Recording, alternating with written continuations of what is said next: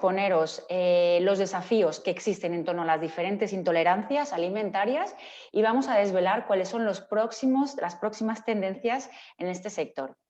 Personalmente estoy encantada de compartir con todos vosotros esta jornada, ya que es una situación que cada vez nos preocupa mucho más. Sobre todos estos últimos años está tomando mucha más conciencia. Prueba de ello es que somos casi 400 inscritos en esta jornada y la verdad que me da muchísima satisfacción. Desde Clinity siempre hemos trabajado para crear soluciones innovadoras destinadas a mejorar la seguridad alimentaria, evitando esta contaminación cruzada que todos queremos evitar en el día a día en las industrias alimentarias. En este sentido, hace años lanzamos una gama de soluciones enzimáticas con productos que eliminan alérgenos como el gluten o la proteína de la leche. Nuestra intención es seguir innovando y seguir investigando en esta dirección y ayudar a las industrias a garantizar la seguridad alimentaria. Por último, quiero agradecer a todos los ponentes por estar hoy aquí y por su participación. Por supuesto, a todos vosotros, a los asistentes, quería daros las gracias por el interés en esta jornada y espero que disfrutéis muchísimo y que extraigáis muchos aprendizajes. A continuación ya doy paso a Matías Lázaro, el responsable de marketing de Clinity, quien va a moderar la jornada. Matías. Pues muchas gracias, Mariam. Para abordar todas estas cuestiones contamos con unos invitados excepcionales que provienen de diferentes ámbitos y nos aportarán distintos enfoques sobre seguridad alimentaria. En primer lugar, María van der Hostad Rovira, del Departamento de Calidad y Seguridad Alimentaria e Investigación de FACE, la Federación de Asociaciones de Celíacos de España, asociación con la que colaboramos desde hace años y que desarrolla una labor fundamental para mejorar la calidad de vida de las personas celíacas. Bienvenida, María. Muchas gracias. Gracias a ti por venir. En segundo lugar, le damos la bienvenida a Cecilia Medina, del Centro Tecnológico AIMIA, expertos en la analítica para la determinación de alérgenos. Encantado de tenerte con nosotros, Cecilia. Encantada, igualmente. Buenos días a todos. En tercer lugar, también participará mi compañero Antonio Alberola, director de Producto y Calidad en Clinity y experto en técnicas para la eliminación de alérgenos. Un placer que te hayas unido a nosotros, Antonio. Muchas gracias, Matías, y muchas gracias a todos por estar aquí hoy. Además, contamos con la presencia de Enrico Frabetti, de la Federación Española de Industrias de Alimentación y Bebidas, que nos ayudará a desgranar las necesidades de la industria alimentaria en esta materia. Bienvenido, Enrico, y gracias por estar aquí con nosotros. ¿Qué tal? Buenos días, gracias a vosotros. Y también contamos con la intervención de Amparo de Besa, directora de Investigación y Calidad IFS en Importaco, que nos hablará de la gestión de los alérgenos bajo un modelo de calidad 360. Encantados de tenerte, Amparo. Hola, muy buenos días a todos. Muchísimas gracias a vosotros. Y por último, para terminar, la farmacéutica y divulgadora científica Gemma del Caño, una gran conocedora de la seguridad alimentaria y que seguro nos aportará un nuevo punto de vista. Gracias por haber querido unirte, Gemma.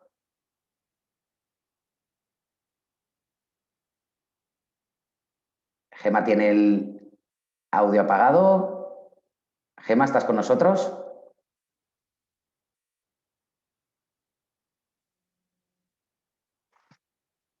¿Gemma? Imagino que tendrá el audio apagado, pero hemos confirmado que estaba conectada, así que seguimos adelante. Informaros que disponéis de un chat donde poder formular las preguntas que os surjan con cada uno de los ponentes. Al final de la jornada responderemos a todas las que nos sea posible. Ahora ya solo me queda dar paso a la primera intervención, que correrá a cargo de María van der Hostad, quien nos hablará sobre las reacciones adversas a los alimentos, qué son y por qué ocurren, así como las diferencias entre alergias, intolerancias y enfermedades celíacas. María, te cedo la palabra. Muchas gracias, Matías, y muchas gracias de nuevo a Clinity por contar con FACE para una actividad como esta.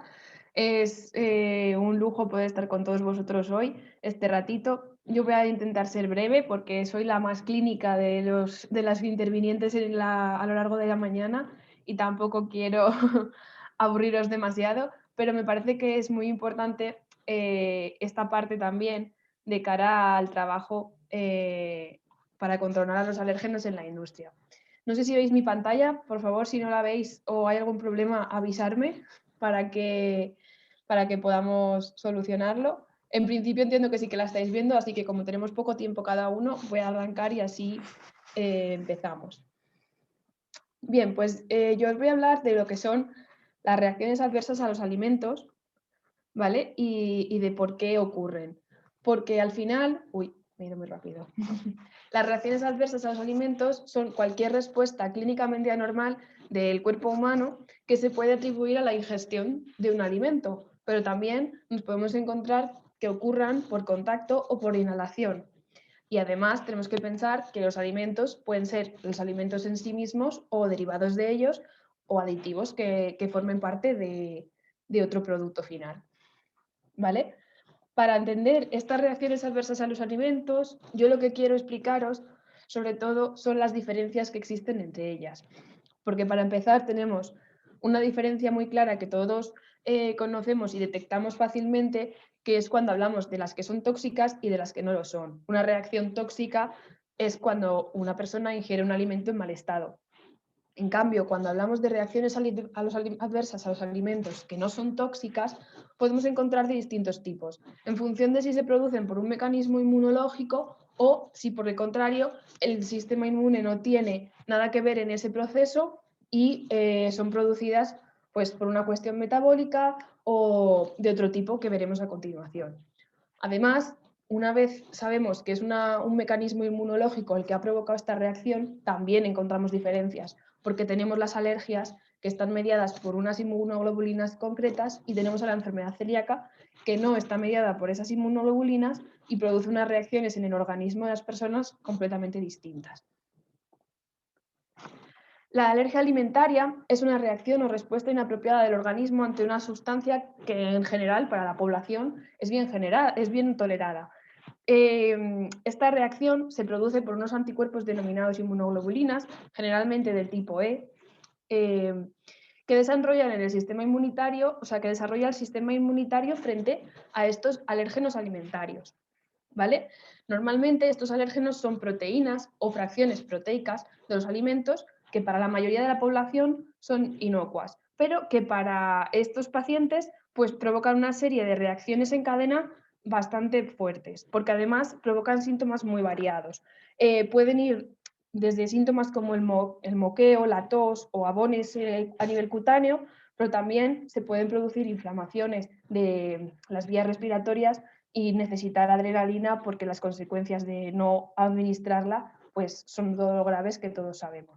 Además es importante que la alergia también tiene un componente genético y esto quiere decir que al final pues si tienes familiares que la padecen es más probable que puedas padecerla. Es verdad que se suelen detectar en los primeros años de vida y que en muchos casos algunas pueden desaparecer si se realiza por parte del especialista en alergología una introducción controlada del alérgeno para que la persona desarrolle tolerancia. Pero bueno, al final también son muy complejas porque de la misma forma pueden volver a aparecer a lo largo de los años o pueden no desaparecer nunca. Actualmente, la legislación recoge a 14 alérgenos diferentes como declaración obligatoria, pero las asociaciones de pacientes alérgicos alegan que existen hasta 180 sustancias que pueden comprometer la salud de los consumidores y que pueden generar alergias entre la población. Después, Enrico nos hablará en profundidad de la legislación alimentaria, pero como curiosidad, pues quería que tuvierais esto en cuenta para que entendierais lo complicada que puede ser en algún momento pues el día a día o la hora de comer para una persona multialérgica. Por otro lado, tenemos las intolerancias. Las intolerancias son aquellas en las que el sistema inmunitario no interviene para nada, porque bueno, tienen un origen diferente. Es más, tienen distintos tipos de orígenes, porque podemos tener intolerancias con origen metabólico, como la intolerancia hereditaria a la fructosa, que se debe a un fallo a nivel metabólico, como farmacológicos o enzimáticos. Pero esto lo único que quiere decir es que es más o menos fácil diagnosticarlas y que también es más o menos frecuente encontrar población con ellas. Es cierto que la sintomatología, independientemente del origen de la intolerancia, es muy parecida. Normalmente son sintomatologías a nivel digestivo y pueden no aparecer de una forma inmediata. Pero al final también es verdad que en las intolerancias existe muchísima variabilidad a nivel individual, ¿vale? Cada paciente reacciona de una forma completamente distinta. Y en las intolerancias sí que existen grados que en otro tipo de enfermedades no da lugar, ¿vale? Sí que es importante este tipo de matices porque nos van a ayudar a entender esas diferencias entre las distintas patologías. Por último, la enfermedad celíaca es una enfermedad sistémica de base autoinmune provocada por el gluten y las prolaminas relacionadas. ¿Esto qué quiere decir? Pues que no es ni una alergia ni una intolerancia. También se da en individuos genéticamente predispuestos y se caracteriza por la presencia de una combinación variable de manifestaciones clínicas que dependen de forma directa del gluten. Ante la ingesta de gluten aparecen las reacciones, anticuerpos específicos para enfermedad celíaca y una genética concreta, además de la enteropatía, que es la lesión que se visibiliza en el intestino de las personas celíacas en el momento del diagnóstico. Es importante el matiz de que no es una alergia porque, aunque aquí sí que interviene el sistema inmunitario, porque la base de la enfermedad celíaca es autoinmune, el sistema inmunitario tiene una implicación distinta a la que tiene en las alergias, pero tampoco es una intolerancia porque su origen no es metabólico y sí que así que juega un papel bastante importante el sistema inmune. También como curiosidad, y porque vengo de donde vengo y no lo puedo evitar, comentaros que concretamente con el gluten encontramos distintos tipos de trastornos que se pueden relacionar con él. ¿Por qué? Pues porque aparte de pacientes celíacos, que son enfermos autoinmunes y que son, que tienen enfermedad celíaca diagnosticada, nos encontramos con pacientes alérgicos, ya sea al trigo o a los demás cereales con gluten, o pacientes sensibles al gluten o al trigo, ¿vale? Que es una nueva patología que está pues, en proceso de estudio. Pero por eso me sirve de ejemplo para explicar que los distintos tipos de reacciones adversas a los alimentos se pueden encontrar hasta con el mismo alérgeno. Esto explica también muchas veces la complejidad de tratar con este tipo de pacientes o de fabricar productos en la industria dirigidos a estos colectivos. El único tratamiento para todos estos colectivos es realizar una dieta de exclusión. Estas dietas deben de ser muy estrictas y durante toda la vida, porque no son un estilo de vida, son una terapia. Y aunque, como os comentaba anteriormente, en algunos casos con las intolerancias podemos encontrar pacientes que vayan tolerando, o incluso con las alergias, pacientes que se sometan a los tratamientos de provocación y consigan tolerar un poco más a los alérgenos, al final necesitamos que las dietas sean estrictas, que sean seguras y proteger a los consumidores en todo momento, porque al final es su salud la que está en juego ante este tipo de problemas. Por eso, aunque son patologías distintas y son reacciones adversas a los alimentos completamente diferentes, que tienen orígenes diferentes y mecanismos distintos, tienen un tratamiento que es transversal para todos estos colectivos, que son las dietas de exclusión. Y bueno, entre que me embalo y que había que ser breve, yo por mi parte, más o menos la explicación está hecha. Me quedo por aquí y cuando sea el turno de preguntas, si queréis que comentemos o profundicemos en cualquier aspecto relacionado pues, con esa parte técnica que os he explicado al principio, del papel del sistema inmunitario y demás, me decís. Muchas gracias por contar con FACE para estar aquí hoy. Gracias. Muchas gracias, María, por tu intervención y muchas gracias por ayudarnos a distinguir con claridad entre intolerancia, alergia y enfermedad celíaca. Cedo ahora la palabra a Enrico Frabetti, que nos hablará sobre la reglamentación de alérgenos en la industria alimentaria. Enrico, cuando quieras. Perfecto, gracias Matías y buenos días a todos. Espero y entiendo que me escuchéis bien y espero que hayáis podido acceder, que hemos visto que alguien tenía todavía algún problema, así que cualquiera se una a partir de ahora, bienvenido. Y os voy a compartir una breve presentación para comentar un poco el marco legislativo en el que nos movemos cuando tratamos el tema de los alérgenos.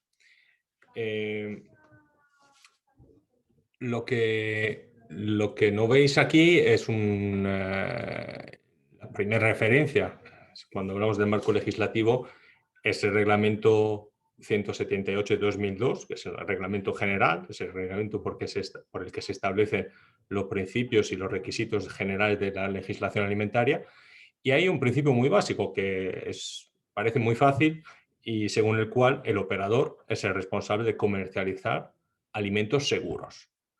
Y entonces, a partir de este principio de la seguridad, ¿no?, la seguridad alimentaria con el que los operadores tenemos la obligación de comercializar, nos movemos ya al que es el reglamento, que entiendo que muchos de vosotros ya conocen, reglamento 1169 de 2011 sobre la información alimentaria facilitada al consumidor.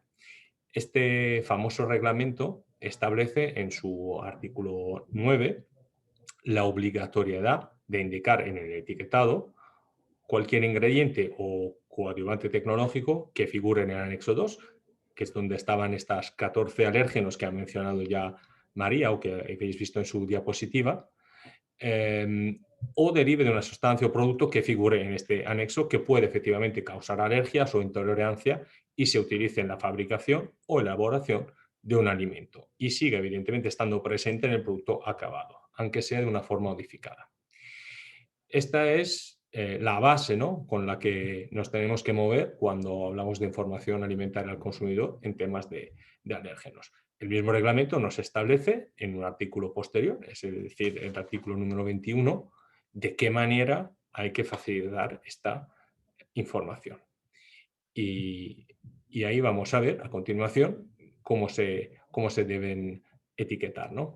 En el listado de ingredientes, es decir, para aquellos ingredientes en lo que hay un listado de ingredientes de manera obligatoria u voluntaria, hay que mencionar el alérgeno el que pertenezca en el anexo 2 de este reglamento y se debe destacar mediante una composición tipográfica diferente, que sea en negrita, que sea en rojo, que esté subrayado. Pero se tiene que entender que es una manera de enseñarlo de una manera distinta, ¿no?, a los otros ingredientes. Evidentemente, no es necesario indicarlo en el listado de ingredientes cuando la denominación del alimento haga referencia claramente a esta sustancia. Y hay un ejemplo claro, podría ser el queso o la nata. ¿Vale? ¿Qué pasa cuando un alimento no tiene por qué llevar un listado de ingredientes? Pues ahí sí que hay una obligatoriedad de añadir una mención, contiene, seguido con el nombre del alérgeno según el anexo 2. Un ejemplo podría ser pues, en una botella de vino en el que no es necesario poner listado de ingredientes, pero sí poner, pues contiene sulfitos, por ejemplo. ¿Vale? Esto es lo que hemos tratado hasta ahora, es el etiquetado de los alérgenos, ¿no? También hay una comunicación de la Comisión que unos años después de aprobar este reglamento, que os he comentado anteriormente, ha publicado un documento que veis en la diapositiva de interpretación, de alguna manera para ayudar los operadores y las autoridades competentes a aplicar de una manera uniforme, ¿no?, este reglamento. Es un poco lo que suele pasar cuando tenemos, ¿no?, unas legislaciones complejas, que el texto que se aprueba pues luego no es tan claro o se puede aplicar de forma distinta según el país o incluso la región donde se interprete. Con lo cual eso, por un lado, no asegura la misma protección, por así decirlo, a los consumidores y por otro, para los operadores que operan en varios sitios de Europa o del mismo país, no es una situación deseable. En esta comunicación, que por tanto es una es un documento que sirve a orientar, no es de obligado cumplimiento, pero sí que da una pauta de cómo se va a interpretar por parte de las autoridades competentes. Por ejemplo, hemos destacado algunas que son los elementos probablemente más interesantes. Por ejemplo, cuando se habla de cereales que contienen gluten, está claro que hay que hacer referencia al tipo específico de cereal. No me va a decir contiene gluten, hay que decir el tipo específico de cereal: trigo, centeno, cebada o avena. ¿Vale? Evidentemente, ¿se puede especificar el tipo de trigo? Sí, entre paréntesis, por ejemplo, durum, pero el trigo, la palabra trigo siempre tiene que figurar, y además es la que hay que destacar en el listado de ingredientes. ¿Se puede añadir la palabra gluten? Por supuesto. Por ejemplo, harina de trigo, entre paréntesis, contiene gluten, o harina de trigo, gluten. Es decir, hay varias combinaciones, pero sí que tiene que quedar claro que siempre hay que indicar el tipo de cereal del que procede el gluten. En el caso de los frutos de cáscara, que también están presentes en este anexo 2 del reglamento C69 que os hemos comentado, lo mismo, es decir, hay que indicar el tipo específico del fruto de cáscara, y hay un listado que es un listado exhaustivo. Estamos hablando de almendras, avellanas, nueces, anacardos, pácanas, nueces de Brasil, pistachos, nueces macadamia y nueces de Australia. Y bueno, hay algo que ya habíamos comentado anteriormente, pero que no viene de más repetirlo. Si un alimento, la denominación de un alimento, hace ya referencia claramente a uno de los alérgenos, y este alimento proporciona el listado de ingredientes y lo hace o de manera voluntaria o porque es obligatorio, en ese caso, en el listado de ingredientes sí que hay que resaltar los alergenos presentes de la misma manera que lo haríamos, decir, destacando que pues en negrita, en color, subrayado, lo que sea, pero hay que destacarlo, ¿no? Hasta ahora hemos visto lo que sería el etiquetado de alérgenos. Hay otra disposición en este reglamento C69, es precisamente el artículo 36.3, en el que la Comisión tenía que haber adoptado unos actos de ejecución, es decir, un desarrollo reglamentario sobre la posible presencia no intencionada en alimentos de sustancia o productos que causen alergias o intolerancias. Es lo que comúnmente llamamos el etiquetado precautorio de alérgenos. Es una pieza bastante importante para los operadores y para los consumidores e incluso para las autoridades de control.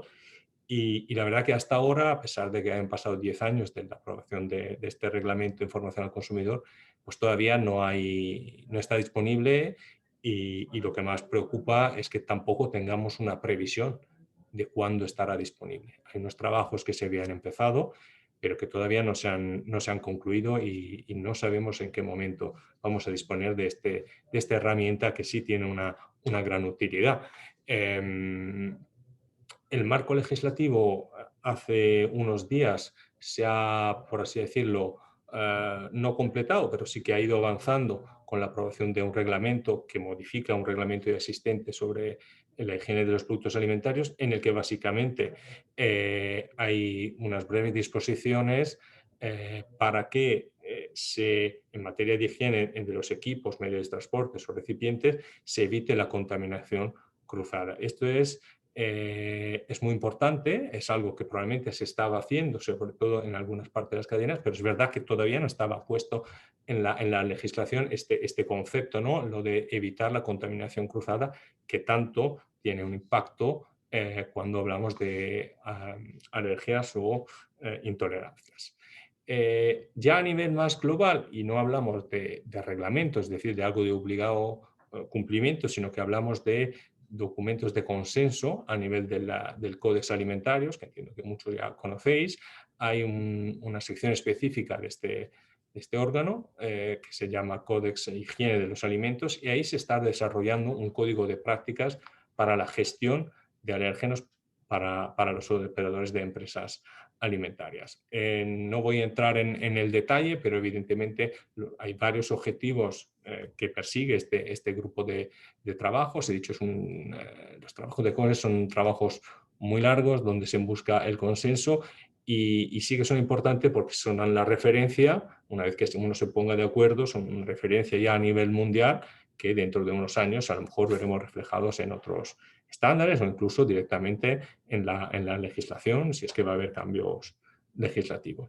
Y la idea con este tipo de iniciativas, evidentemente, es prevenir o minimizar la posible contaminación cruzada, también la gestión adecuada de la comunicación y el análisis de riesgo. Y ya por último, tirando un poco, variando para mi casa, ¿qué hemos hecho en la Federación? FIAB, como probablemente sabéis, es la Federación de Industria, Alimentación y Bebida Española.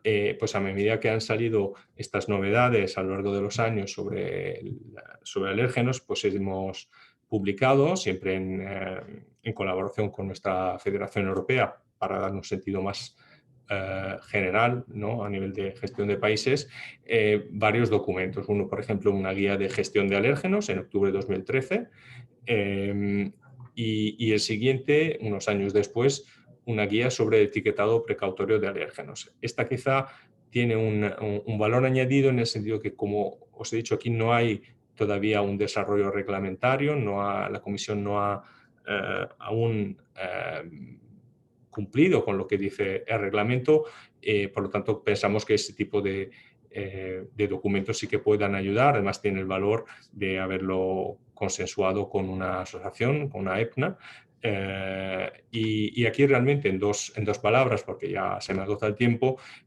apostamos, cuando hablamos de etiquetado precautorio, apostamos por una mención clara, él puede contener, y el nombre del alérgeno, no trazas o se fabrica donde, no, puede contener, que no sea engañoso, es decir, que invitamos a las empresas a hacer una lista de riesgo muy exhaustiva, y cuando evidentemente, a pesar de todo esto, no se puede garantizar la ausencia de este tipo de sustancia, pues entonces utilizar el etiquetado precautorio. Se tiene que basar en datos científicos y tiene que ser aplicable. Ahí que efectivamente tenemos un gran problema, la falta de dosis de referencia en casi todos los tipos de alérgenos, pues nos pone en una situación complicada, pero bueno, esperamos que cuando vayan mejorando también los métodos de detección, bueno, pues se pueda ver un avance que se refleje también luego en la legislación. A la vez, es importante mencionar que aquí en España la Agencia Española de Seguridad Alimentaria y Nutrición lleva a cabo también alguna interpretación normativa, en el sentido que pues, publica documentos o notas en los que da su opinión sobre cómo se debería hacer algún tipo de etiquetado, en ese caso de tipo de alérgenos. Son todos documentos públicos que se pueden encontrar, por tanto no vamos a entrar en el detalle de todo eso que os he puesto en la diapositiva.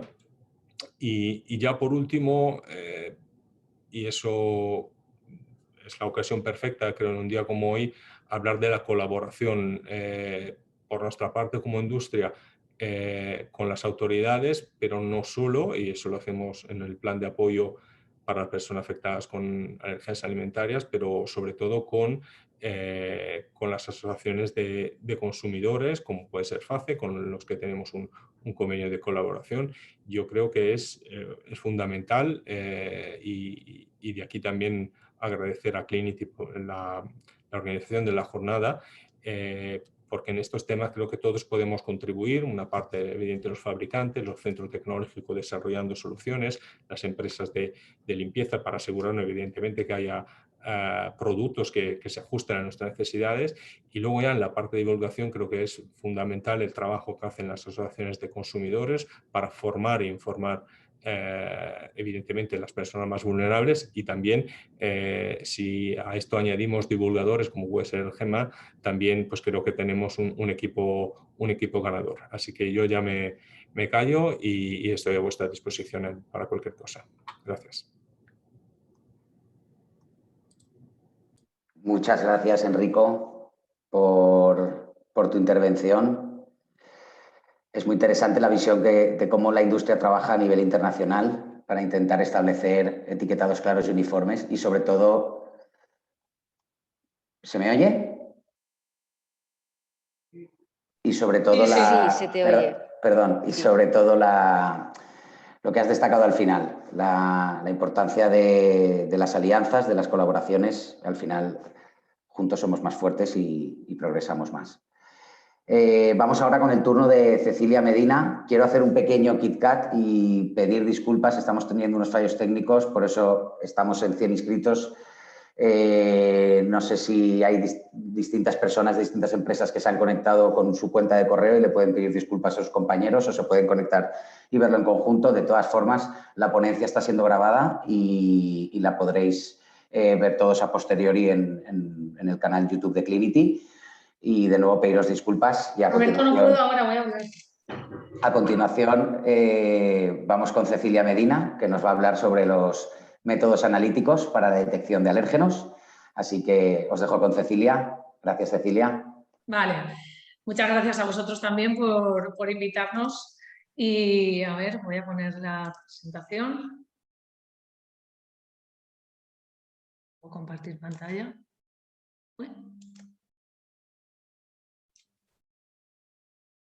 A ver, entiendo que se ve bien, si no me lo comenta nadie.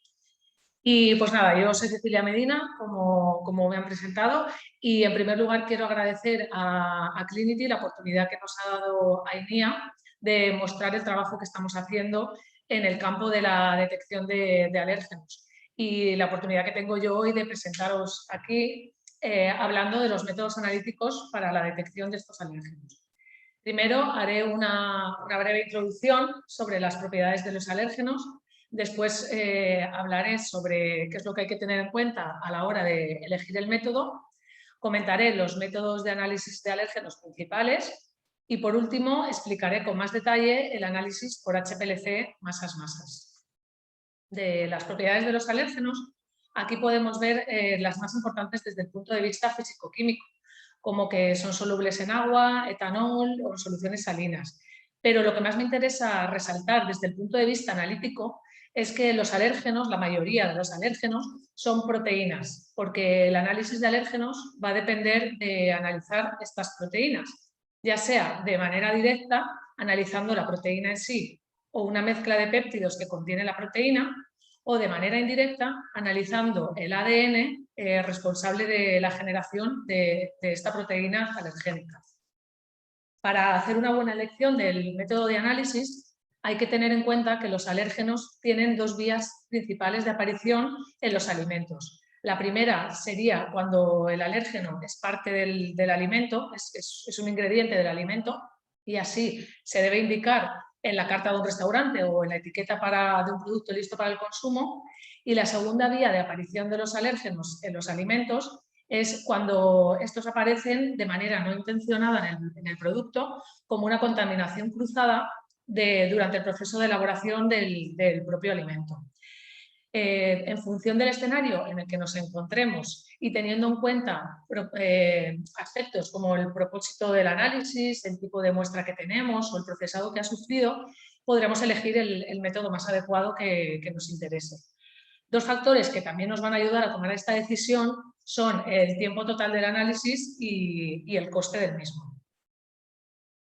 También es importante conocer el método que vamos a analizar para tomar esta decisión.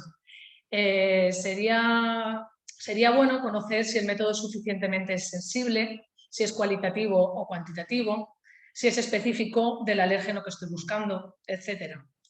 En resumen, que no existe un método ideal. Elegiremos el método cada vez en función del objetivo que queramos cumplir y de las aplicaciones de cada momento. Porque, por ejemplo, no será adecuado el mismo análisis para poner la etiqueta a un producto final que para validar protocolos de limpieza. Una vez tenemos elegido el método de análisis, ¿dónde podemos realizar este análisis? Pues a ver, deberíamos realizarlo al principio en las materias primas. En la etapa de procesado es importante realizar validaciones de los protocolos de limpieza, analizando, por ejemplo, puntos críticos o superficies o soluciones y aguas de lavado. Y este punto es muy importante para controlar la contaminación cruzada, que también ha comentado Enrico anteriormente. Y aquí hemos colaborado con Clinity también en algún proyecto, validando productos de limpieza para la elaboración, para la eliminación de los alérgenos. También sería muy importante, sobre todo, controlar los alérgenos en este producto terminado. A continuación, vemos los 4 análisis principales que existen para la detección de alérgenos. Estos los podemos dividir en métodos directos, porque, como dice el nombre, analizan directamente la proteína en sí, y los métodos indirectos, como por ejemplo la tan conocida ahora PCR, que lo que hacen, en lugar de medir la proteína, lo que detectan es el ADN que genera esta proteína. Y esto se considera un marcador de la presencia del alérgeno en el alimento. Los métodos indirectos se pueden clasificar a su vez en inmunológicos, que son los que utilizan son los que utilizan anticuerpos para detectar las proteínas, como son la técnica ELISA y los dispositivos de flujo lateral, y los métodos de separación de proteínas, como el HPLC masas-masas, que lo que hacen es separar estas proteínas en función de la relación masa-carga variables. La reacción en cadena de la polimerasa es una tecnología de biología molecular que se basa fundamentalmente en 3 pasos. Una primera, extracción del ADN. Después se amplifica este fragmento de ADN que hemos extraído y purificado. Y la tercera etapa de detección de este ADN amplificado por PCR en tiempo real o por electroforesis en gen. El método PCR se utiliza mucho en muchos campos de análisis y funciona perfectamente porque es específico, sensible y estable. Sin embargo, hay que tener cuidado porque su uso en el análisis de alérgenos genera controversia, porque, como he explicado antes, no detecta la proteína alergénica, sino que detecta el ADN.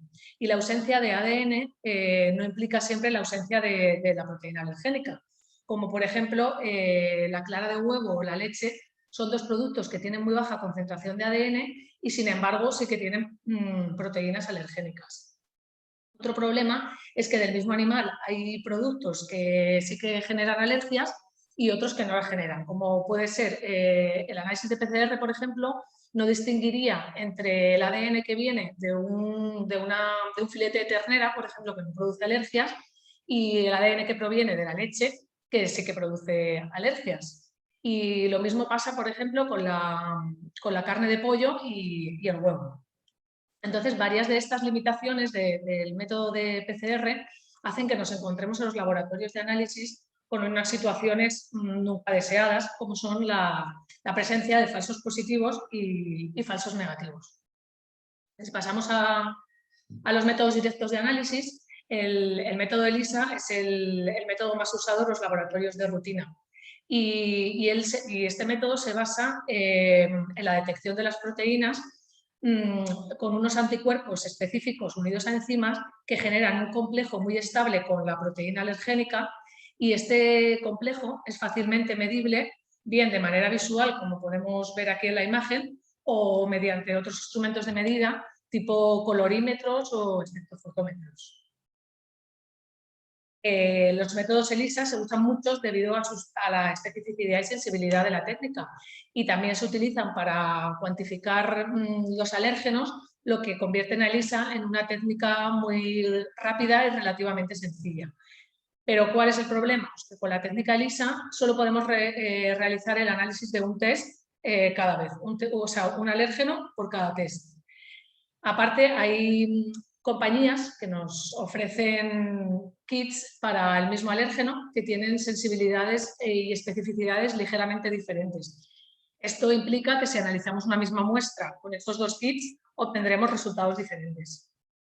Otra limitación de esta técnica es que hay alimentos que no son alergénicos que tienen proteínas con estructuras muy similares a otros productos que sí que son alérgicos, como por ejemplo el apio con la patata y la zanahoria, lo que hace imposible la cuantificación de apio en muestras procesadas que contengan patata y zanahoria. Si analizáramos, por ejemplo, una muestra de puré, o un potito infantil que contenga estos 3 ingredientes con una técnica ELISA nos daría un falso positivo debido a la presencia de zanahoria o patata con el apio, aunque no contenga apio. Y los resultados también pueden verse afectados por el procesado de muestras, porque, como he comentado, lo que hace el ELISA es que el anticuerpo que utiliza se enlaza con la proteína alergénica, y si esta proteína cambia durante el procesado de muestras, aquí ELISA no lo va a detectar y vamos a tener otra vez falsos negativos. El segundo de los métodos directos que más se utiliza son las tiras de flujo lateral. Y estas también se basan en la detección de las proteínas en el complejo anticuerpo-antígeno. Estos test son como los típicos test de embarazo, en los que tenemos una línea control que siempre debe aparecer para asegurar la validez del ensayo y una línea de test que nos indica la presencia o ausencia del antígeno o diana. Estas técnicas, una técnica rápida, simple y económica, pero solo tenemos resultados cualitativos, no está disponible para todos los alérgenos y al tratarse de un método inmunológico, como hemos comentado para ELISA, pues tiene las mismas limitaciones. El tercero de los métodos de análisis directos es la cromatografía líquida acoplada a la espectrometría de masas. Y aquí lo que se hace fundamentalmente es que una vez tenemos extraída la proteína del alimento, se hace una digestión enzimática para tener los péptidos de esta proteína, que son más fáciles de manejar y de analizar por cromatografía líquida, donde los separaremos y el espectrómetro de masas los identificará y cuantificará. El gran potencial de la espectrometría de masas reside en su capacidad de analizar múltiples alérgenos en un mismo análisis. Además, es válido para muestras procesadas porque la espectrometría de masas detecta el peso de la proteína y no la estructura, como pasaba en la técnica ELISA, por ejemplo, que puede variar durante el procesado de la muestra. Aparte, es una muy buena técnica de confirmación, lo que reduce la presencia de falsos positivos, y varias de estas ventajas hace que sea el método de referencia que se coge a la hora de poner a punto o de optimizar o de validar un nuevo método de análisis de alérgenos. Las limitaciones que tiene esta técnica, pues a ver, es un equipamiento caro que requiere personal que sepa manejar este equipamiento y es una técnica que todavía está en desarrollo, pero que confiamos que muy pronto estará en los laboratorios de rutina, como podemos ver en varias publicaciones científicas.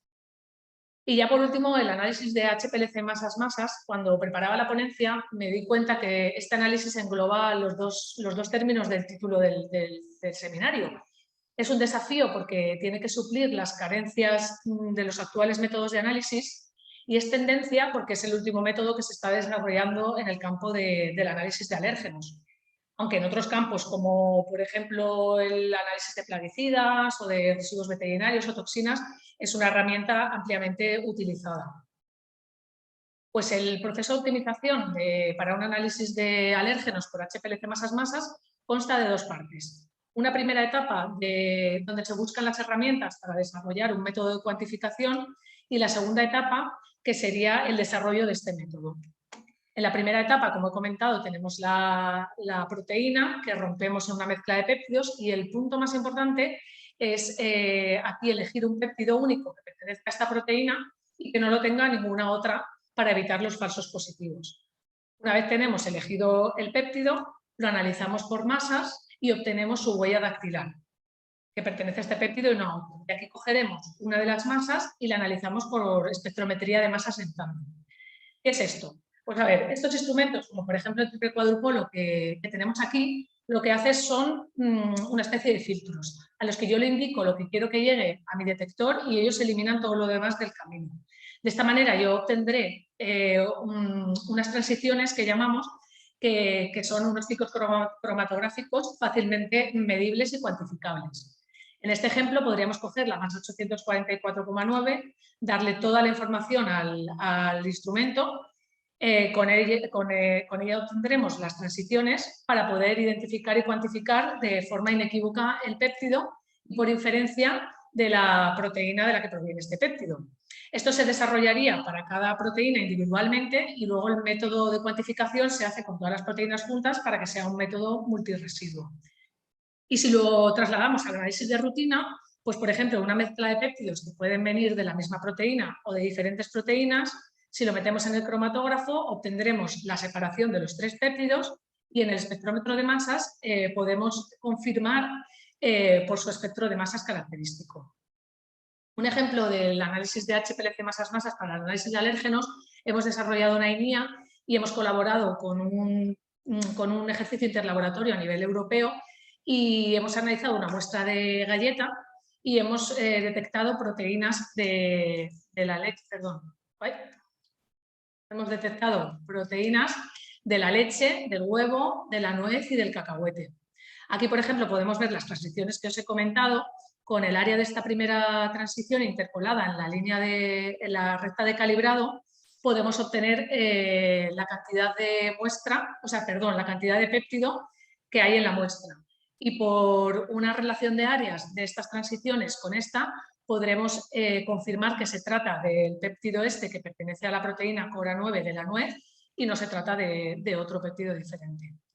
Y ya para concluir, a modo de resumen, si volvemos a la cadena de producción de los alimentos, podemos concluir que el mejor análisis probablemente para las etapas de limpieza, envasado y transporte sería ELISA y dispositivos de flujo lateral, aunque a veces, debido a sus limitaciones, deberemos confirmar por HPLC masas-masas o por PCR, y para el resto de etapas el análisis ideal sería el HPLC masas-masas, que como he comentado todavía está en desarrollo, pero que confiamos que en un futuro próximo estará en los laboratorios de rutina. Y nada, esto es todo por mi parte. Espero que os haya gustado y estoy aquí para las dudas que podáis tener dentro de un ratito, ¿vale? Pues nada, muchas gracias a todos. Muchas gracias, Cecilia, por tu intervención. Qué importante es elegir bien el método de detección de alérgenos para conseguir resultados reproducibles que nos den seguridad. Ahora le doy paso a mi compañero Antonio Alberola, que nos hablará sobre los protocolos para una eliminación efectiva. Cuando quieras, Antonio. Muchas gracias, Matías. Muchas gracias a todos por estar aquí hoy. Es un placer estar aquí y además es un placer tener a estos ponentes con los que comparto seminario porque me han dejado cosas muy explicadas ya y la puerta abierta a explicar otras nuevas. Alérgenos en la industria alimentaria. ¿Cómo eliminamos esos alérgenos? Bueno, hemos estado viendo antes con Enrico cómo los etiquetamos, hemos estado viendo ahora cómo podemos detectarlos. Evidentemente, los alérgenos que queremos eliminar son aquellos que se nos cuelan, aquellos que no deberían de estar en el producto, bien porque estamos haciendo una producción con y una sin alérgeno y en esa segunda no queremos que estén, pero a veces se cuelan en el producto. De hecho, si miramos al RAS, pues en el 2019, que es el último año que estaba cerrado, tenemos más de 1000 alertas en alimentos y de ellas el 16% son provocadas porque hay un alérgeno que no está declarado en alimentos. Este porcentaje sube incluso al 30% si nos vamos a datos americanos de la FDA. Y lo grave de esto no es ya solo que esté el alérgeno allí, sino que entre un 5 y un 15% de las retiradas, según algunas publicaciones, son debidas a que se llega a producir la reacción alérgica. No llegamos a darnos cuenta antes de que alguien sufra esa reacción alérgica y de la alerta. Si miramos a España con datos de AESAN, en cuanto a las retiradas de productos que se deben a alérgenos, pues vemos que proteína de leche, gluten y huevo causan más del 85% de las alertas y retiradas debido a presencia de alérgenos no informados, con lo que al final hay muchos alérgenos, hablamos luego de los grandes 8, como ha comentado María, pero aún así hay 3 alérgenos que se llevan la palma. ¿Y qué es lo que ocurre cuando tenemos esa contaminación cruzada por alérgenos? Bueno, pues al final estamos incorporando involuntariamente el alérgeno a un alimento. Hay varios casos, se puede hacer pues, por polvos o aerosoles. Es mucho más fácil en una fábrica donde tengo elementos pulverulentos y que pueden ser trasladados por el aire, que estos se depositen en un sitio donde no deberían de estar y contaminen a una línea o a un producto que no debería contenerlos. Tengo puntos de contaminación cruzada entre líneas de procesamiento.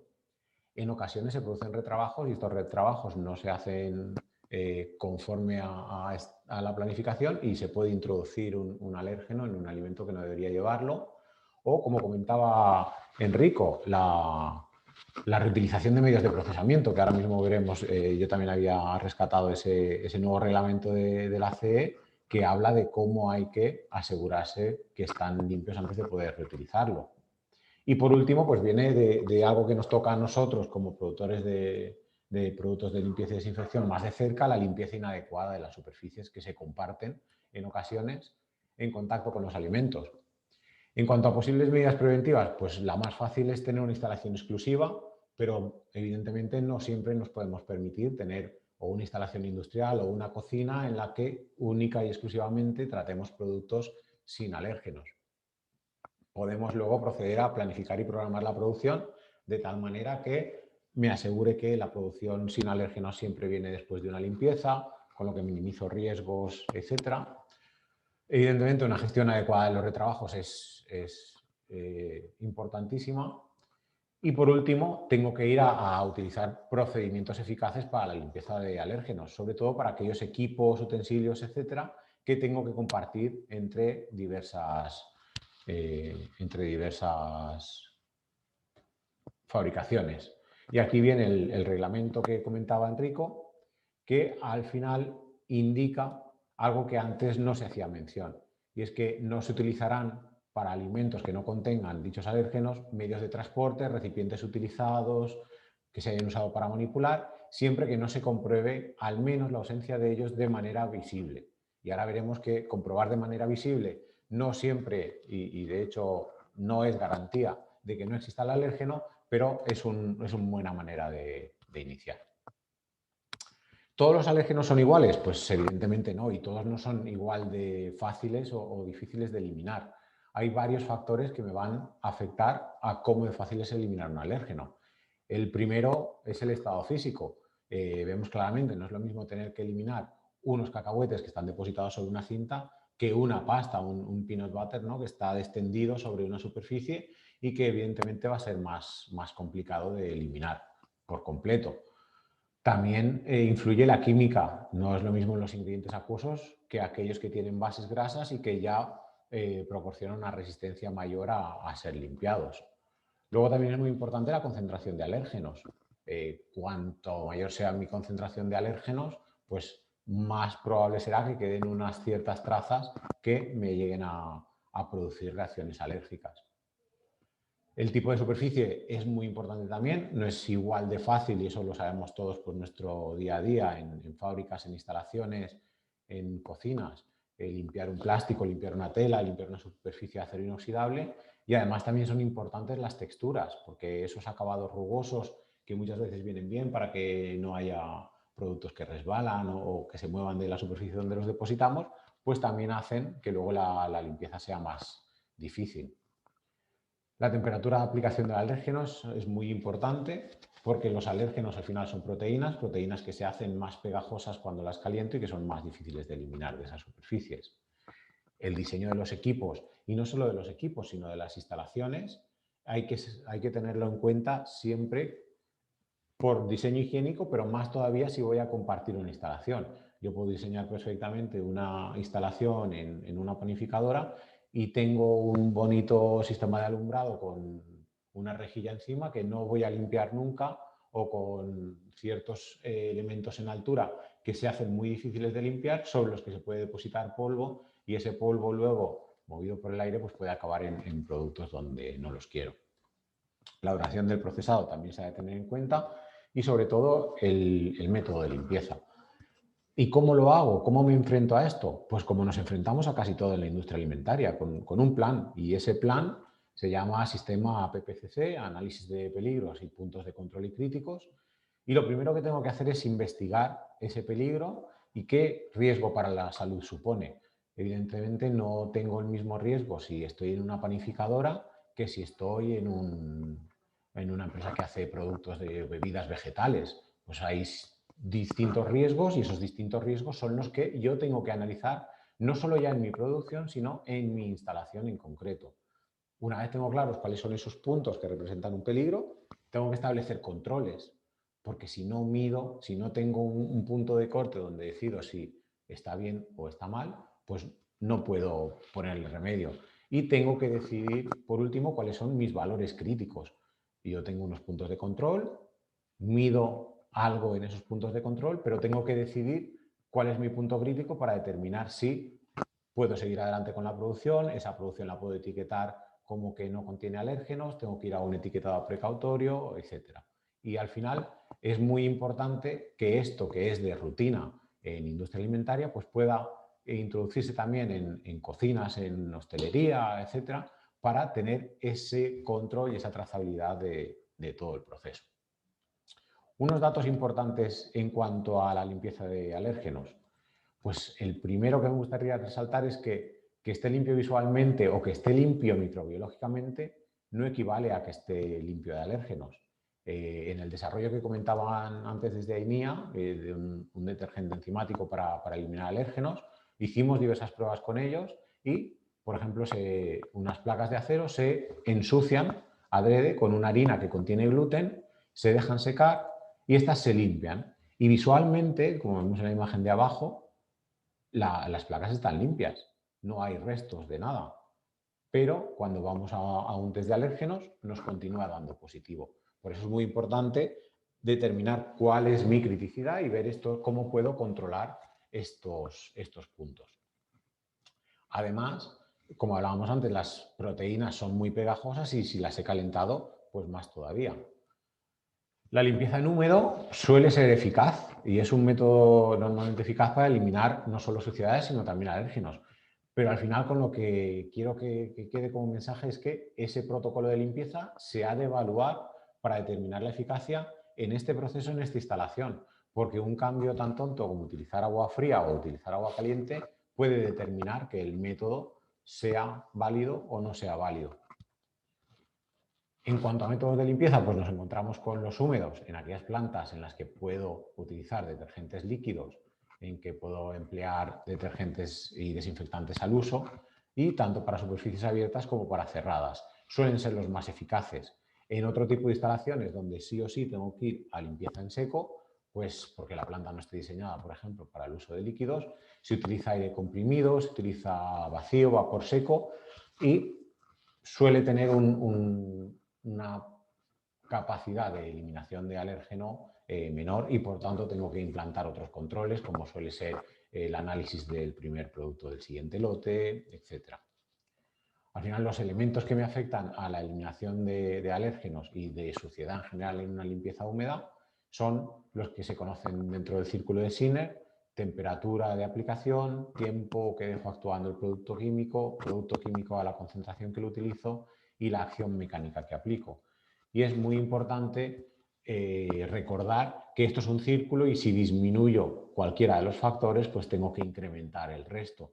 Puedo decidir que no quiero utilizar agua caliente y que voy a rebajar la temperatura a la que aplico mi solución de limpieza, pues o tendré que incrementar la acción mecánica o poner más producto químico o incrementar el tiempo, pero al final tengo que completar el círculo. Si nos vamos a ese químico, al final lo que estoy buscando es que tenga capacidad para eliminar proteínas cuando quiero deshacerme de un alérgeno. Puedo utilizar productos enzimáticos que hacen muy bien esa labor de corte de proteínas. Me puedo ir a productos alcalino-clorados que tienen un poder oxidante razonablemente fuerte y me van a poder desnaturalizar esas proteínas y hay que ver si esa desnaturalización consigue o no que la proteína deje de ser alergénica. Y por último, pues me puedo ir también a productos fuertemente alcalinos que también tienen esa capacidad de trocear proteínas y de eliminarlas del medio. ¿Cómo compruebo si ha sido eficaz una limpieza? Que es al final lo que me va a determinar si puedo comenzar o no a producir un nuevo lote sin alérgenos allí donde estaba produciendo antes con alérgenos. Pues el primer paso siempre es la inspección visual. Superficies, zonas de difícil acceso, áreas por encima de producción, como comentaba antes. De nada me sirve que yo limpie la superficie si por encima tengo una superficie donde se puede haber depositado algún elemento pulverulento y queda sucio.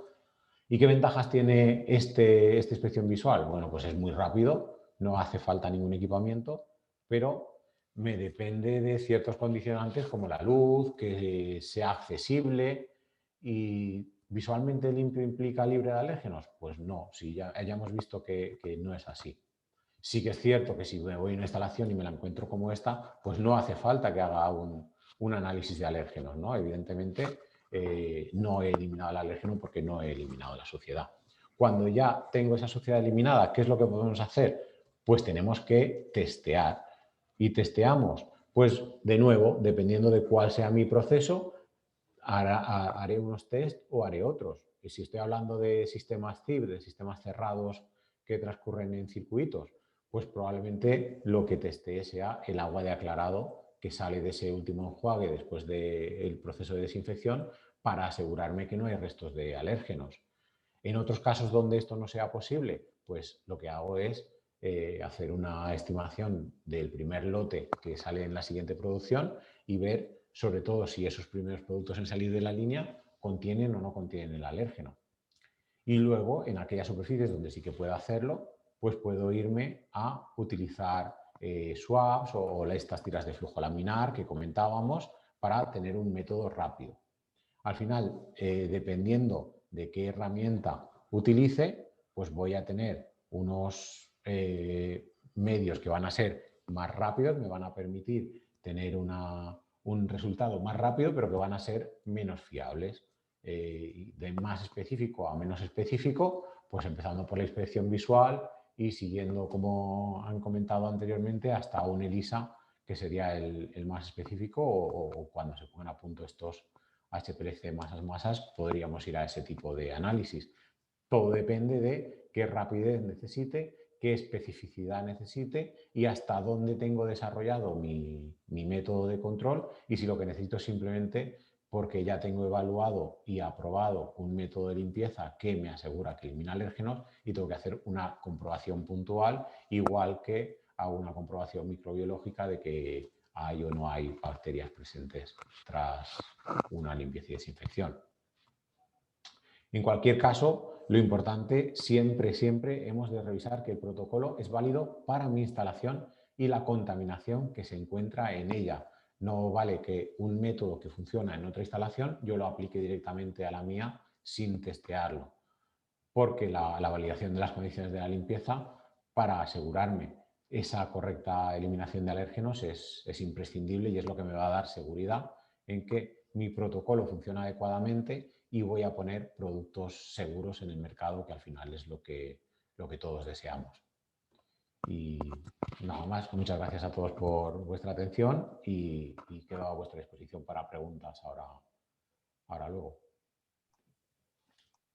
Antonio, muchas gracias. Siempre es un placer escucharte hablar. Me quedo con una frase: que esté limpio microbiológicamente no equivale a que esté limpio de alérgenos. Ahora cedo la palabra a nuestra penúltima invitada, Amparo de Besa, quien nos hablará sobre la gestión de alérgenos bajo un modelo de calidad 360. Amparo. Muy bien, pues a ello voy a intentar compartir pantalla. Disculpad.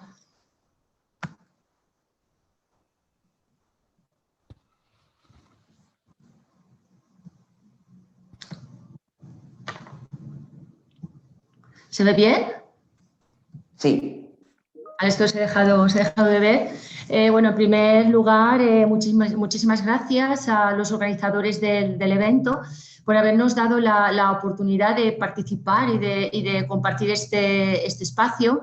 La verdad es que para nosotros pues nos llena, ¿no? Supone una gran satisfacción el poder aportar nuestra vivencia, nuestra experiencia, nuestra visión como empresa transformadora en un tema de tantísima relevancia y de tantísima actualidad como es el tema de los alérgenos en la industria agroalimentaria. Vale, la presentación la habíamos titulado, la habíamos titulado Gestión de alérgenos bajo un modelo de calidad 360. En realidad, la presentación pues la he dividido en tres grandes bloques. Un primer epígrafe, un primer apartado, donde veremos el modelo de calidad que seguimos en nuestra empresa, en Importaco.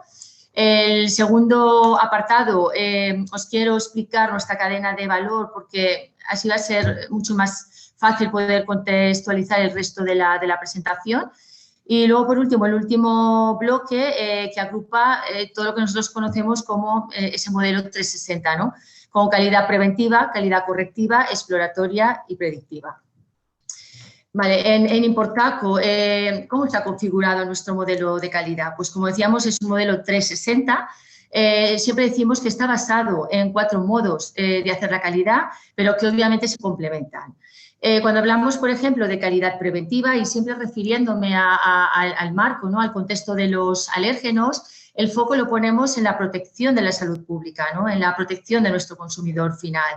Es muy importante para nosotros evitar cualquier situación de crisis de seguridad alimentaria. Tenemos otro gran capítulo, que es la calidad correctiva.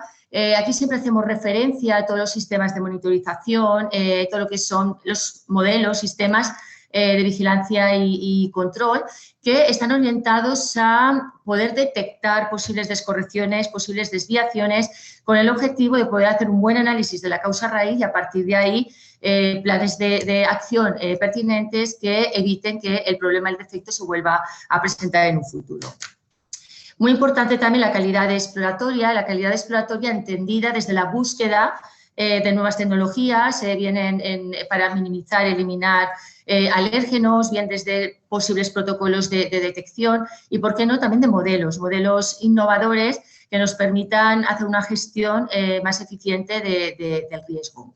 Y la calidad predictiva, un gran capítulo, ¿no?, lo que aquí siempre decimos, tratar de adelantarnos al futuro, visualizar el futuro.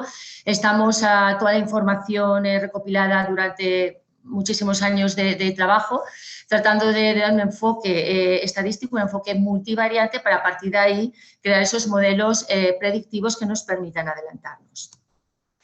Nuestra cadena de valor, pues bueno, nuestro producto, frutos secos, cacahuete, frutas desecadas, nace en el campo, ¿vale? Nace en el campo. A partir de ahí se destina o se transporta a centros primarios de acondicionamiento, donde sufre unas primeras limpiezas, unos primeros procesos de selección. Posteriormente se dirige a las fábricas de nuestros proveedores, que son fábricas monoproducto y especializadas, como luego os comentaré. Un transporte generalmente por mar, en barco, para ya llegar a los diferentes centros de producción de que disponemos en Importaco. Centros de producción es esa transformación, básicamente hablamos de frituras, hablamos de tostados, envasado, mezcla para configurar cócteles, ¿vale? Y ya por último se distribuye a los centros distribuidores y ya nuestro consumidor lo adquiere. Dicho esto y profundizando en lo que es la calidad preventiva, y dentro de la calidad preventiva me voy a referir en esta primera parte al origen, ¿vale? Sí que tenemos diferentes medidas que hemos tenido que implementar previa, obviamente, a la evaluación del riesgo, ¿no?, de alérgenos. Es muy importante que sepáis que nuestro producto, pues, tiene orígenes muy variopintos. Siempre decimos que importamos todos los frutos secos del mundo, porque estamos presentes en muchísimos orígenes, y eso nos ha llevado a crear oficinas de origen, donde el propósito, el objetivo es acercar Importaco, aceptar nuestros valores, nuestras políticas de seguridad alimentaria, de calidad, a estos orígenes. Estas oficinas de origen cuentan con un equipo de ingenieros, que es lo que llamamos la división agrícola, que lo que lleva a cabo es una monitorización del campo y un seguimiento también de las cosechas.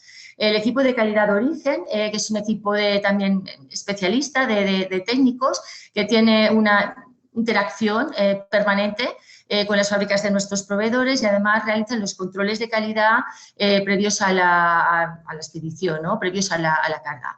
Y el equipo de compras, compradores corporativos y compradores locales. Es un equipo de amplio conocimiento, tiene un alto conocimiento en orígenes, en zonas productoras, conoce a la perfección las características de la materia prima, y esto, pues, nos ha permitido construir un ecosistema de proveedores preferentes, de lo que nosotros llamamos PPS, y proveedores aprobados, que al final pues comparten nuestra forma de hacer.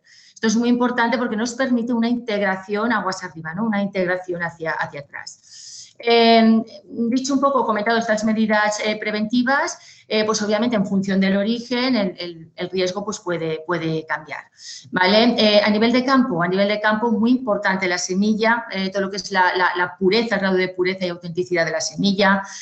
Cómo no comentaros, que en el resto de ponencias se ha ido comentando, los equipos de siembra, de cultivo, de recolección. Es muy importante asegurarnos que esos equipos que se utilizan para nuestras materias primas no han sido previamente utilizados para productos vegetales que puedan ocasionar alergias o cualquier tipo de intolerancia. También es muy importante el tema de la rotación, el conocer la historia de cultivos previos, por si en esos cultivos previos pudiese haber existido algún material con alergenicidad, ¿vale? Obviamente esto es mucho más sencillo controlar cuando el campo pertenece a nuestros proveedores que cuando tenemos que aperturar y de alguna manera generar o comprar a más productores. Y muy importante también tener conocimiento de las parcelas o de los cultivos colindantes, ¿no? Luego, en la parte de post cosecha, aquí yo os diría el producto sufre un primer operación de limpieza, pues puede sufrir, depende, ¿no?, de la tipología de producto, pues un despelonado, un descascarado, clasificación de los granos, diferentes tipos de limpiezas mecánicas, y esto de alguna manera pues ayuda a eliminar impurezas procedentes del campo y, por supuesto, pues si hubiese algún material alergénico, pues también se eliminaría.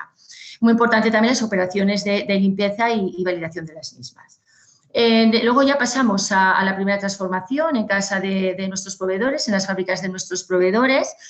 Son fábricas, esto es un punto muy a favor, son fábricas especialistas, fábricas en monoproducto, que solamente procesan una tipología de productos, con lo cual pues, la gestión es mucho más sencilla. Además, cuentan con combinación de diferentes tecnologías de selección, ya sean métodos mecánicos, métodos electrónicos, rayos X. Eso también en caso de que algún alérgeno se hubiera podido pasar de una etapa previa procedente del campo, pues se podría eliminar. Muy importante los protocolos de buenas prácticas de selección, esa investigación de rechazos, hacer análisis de tendencia para saber en cada momento qué estamos detectando y si lo que se detecta está dentro de los promedios, ¿no? Y, por supuesto, la limpieza y validación. Vale, cuando el producto llega en Portaco, ¿qué medidas preventivas disponemos o hemos implementado? El sistema de monitorización diario. Diariamente estamos consultando el RAS y otras bases de datos como la FDA. ¿Vale? Esto luego os lo comentaré básicamente pues, para que nos permita retroalimentar y fortalecer nuestros planes de control, nuestros planes de inspección. Muy importante la revisión. Tener personas en el momento de la descarga, ritmo de descarga, para hacer una observación del estado del mantenimiento de esos contenedores cómo llegan, esos palets cómo llegan y, sobre todo, pues, si se detectase alguna materia vegetal que pudiera ocasionar alergias, pues obviamente se actuaría, ¿no? Se evitaría que ese producto entrara en nuestras instalaciones pues, para evitar posibles contaminaciones cruzadas. Se hacen también controles de alérgenos a la entrada. Esto obviamente corresponde a un plan de control según el riesgo de la materia prima. Fundamental la liberación positiva, hasta que todos los controles de calidad o diferentes parámetros de seguridad alimentaria no son ok, pues obviamente el producto no se puede consumir por las plantas de producción. Es muy importante en el caso de, por ejemplo, aromas, algún aroma que pudiera llegar a algún soporte, algún ingrediente que pudiera ser alérgeno, el tener el producto segregado y además con una identificación especial. Como no dejar atrás las buenas prácticas de almacenamiento, el producto siempre cerrado, protocolos e instrucciones especiales en caso de algún derrame. Muy importante, como decíamos, la selección de materias primas por las diferentes selectoras y revisar qué estamos sacando en los rechazos, porque esto da muchísima información.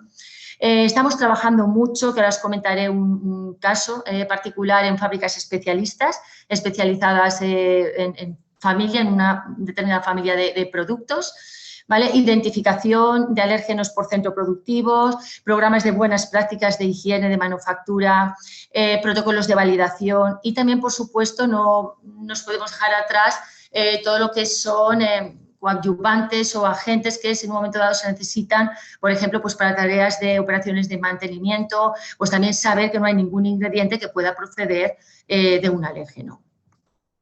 Aquí os ponía a modo de ejemplo 3 ideas fuerza. Uno, el tema de los RAP, simplemente comentaros que de 667 notificaciones que han afectado a frutos secos, 8 han sido por alérgenos. ¿Qué tipo de alérgenos? Pues sobre todo frutos de cáscara no declarados, cacahuete no declarado, leche no declarada. Todo esto es muy importante, como os comentaba, para acentuar nuestros planes de control. Muy importante también los equipos técnicos que están revisando esos contenedores a su llegada en el momento de descarga, porque se puede obtener mucha información en base a su estado. Y luego, como os decía, también ese control de alérgenos, entre otros muchos parámetros que se hacen a la entrada de las materias primas. ¿Vale? Todo esto, comentaros pues que los datos recopilados, la información recopilada, pues nos permiten retroalimentar nuestro sistema. Otra idea, fuerza, que conviene resaltar es el tema que importaba en las fábricas. Disponemos de combinación de diferentes tecnologías. Hablamos de métodos mecánicos, cribas, aventadoras, que nos permite pues, separar por tamaño, por peso específico, diferentes tamaños de granos, impurezas, etcétera. Tenemos también diferentes tecnologías de selección electrónica basadas en visión, tenemos también rayos X y siempre muy importante también bancos de selección visual para de alguna manera validar el trabajo de todas estas electrónicas.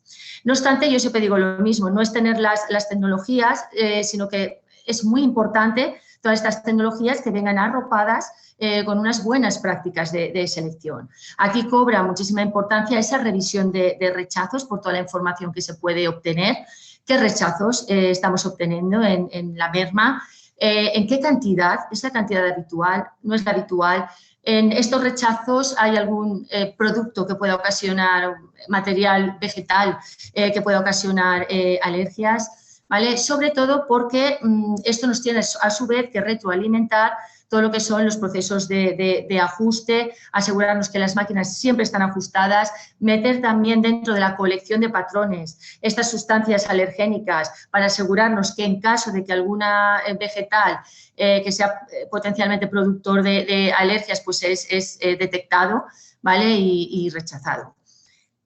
Un caso también concreto que os quería comentar es el de fábricas especialistas. Tenemos una política de segregar pues productos, por ejemplo, el caso más reciente, en el pasado se segregó la central de frutas desecadas, estaban en la central madre, la central de frutos secos, y se segregó y se hizo una factoría que solamente procesa frutas, una fábrica para maíz, y yo os diría la más reciente, lleva aproximadamente un año y medio, es la fábrica de pipas.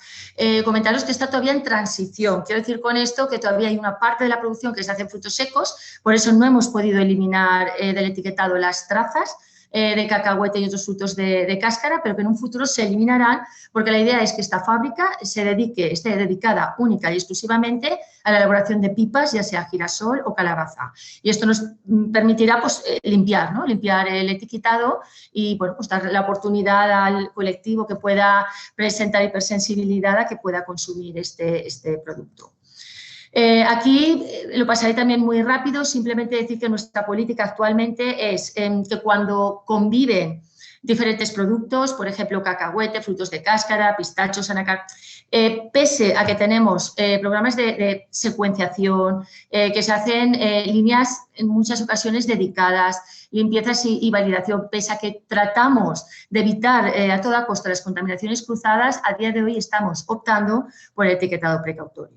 ¿Vale? A ver si avanzan un poco más todo esto de las guías, la guía vital, las certificaciones siempre y tal, y nos podemos, si alcanza una mayor madurez, nos podemos plantear hablar, ¿no? de niveles de referencia que sean seguros. Vale, entrando ya en la calidad correctiva, esto lo voy a pasar muy rápido porque me voy a centrar solo en alérgenos. Obviamente tenemos diferentes tipologías de laboratorio con diferentes controles de calidad, investigación de parámetros químicos, de seguridad alimentaria, pero me quiero centrar en la importancia de la toma de muestra. Nosotros siempre decimos que la toma de muestra es lo que conduce al éxito de un resultado analítico, es al final lo que explica, por decir de alguna forma, lo que es la calidad de sus resultados analíticos. Tiene que ser una toma de muestra robusta, sólida, aleatorio, representativo. Yo aquí os mostraba pues que dentro de la incertidumbre de un ensayo, un 80% lo explica lo que es la toma de muestra. El 15% la preparación y solo un 5% es ya el propio protocolo de análisis. Entonces, en este sentido, es fundamental tener un equipo especialista y dedicado a todo lo que son los planes de muestreo.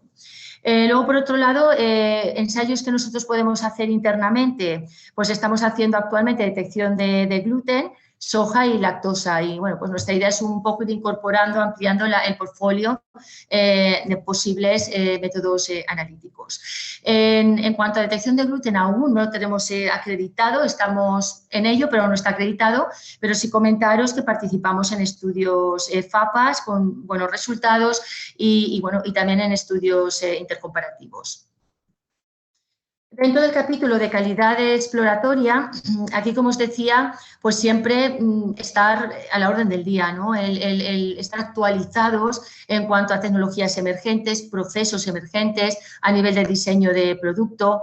Esto no he querido entrar mucho, pero vamos haciendo nuestros pinitos para ver, por ejemplo, a nivel de métodos de eliminación. ¿Habría algún tratamiento que permita eliminar las proteínas alergénicas o que permita, pues ahí vamos haciendo dentro de nuestro marco de investigación, hemos ido haciendo pues, experiencias, ¿no? Pruebas piloto con tratamientos no térmicos, por ejemplo, como ultrasonidos, hemos trabajado con ultrasonidos, hemos trabajado con luz pulsada, hemos trabajado con presiones, con altas presiones. ¿Vale? Estos métodos por el momento no nos están funcionando, sí que es verdad que tienen la ventaja que preservan mucho mejor lo que es la calidad nutricional y las características sensoriales del producto.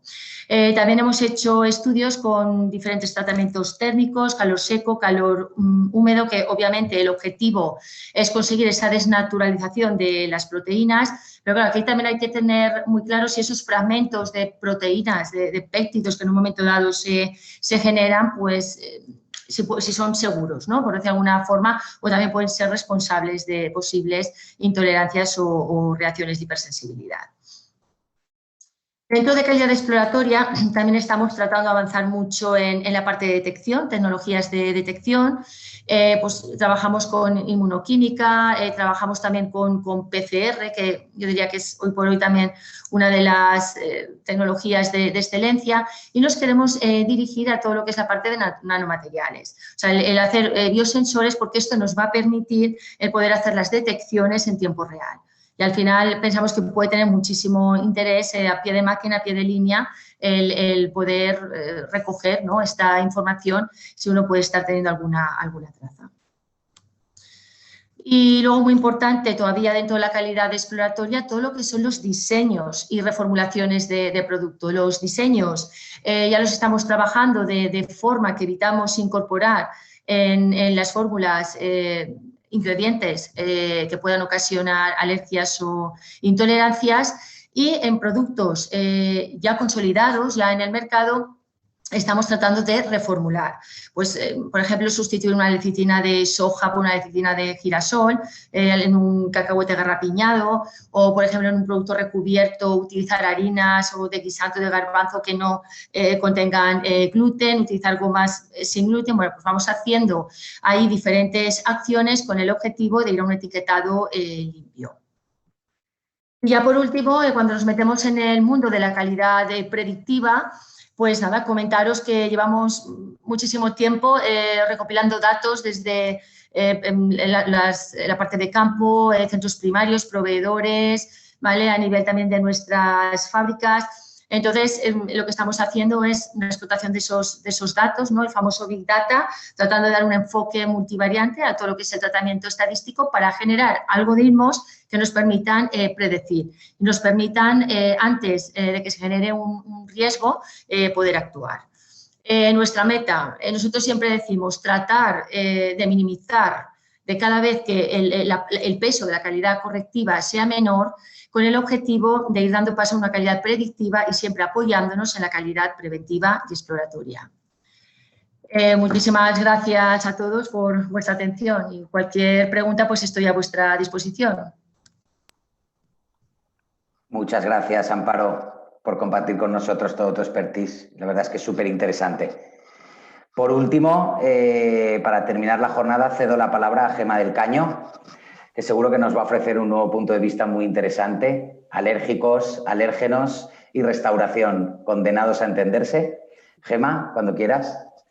Bueno, muy buenas tardes. La parte mala que te toque al final es que muchas de las cosas de las que hablaré ahora ya se han tocado. La parte buena es que me encanta ver que todos estamos alineados con la buena información, ¿no? Con las cosas realmente que son, bueno, pues importantes en este tema, ¿no? De los alérgenos. Bueno, os cuento, bueno, yo llevo la dirección técnica en una empresa de alimentación y además, bueno, pues en redes sociales hablo bastante de industria alimentaria, así que bueno, podéis encontrarme en cualquiera de los dos sitios, en la empresa un poco más difícil porque no os voy a decir cuál es. Bueno, esta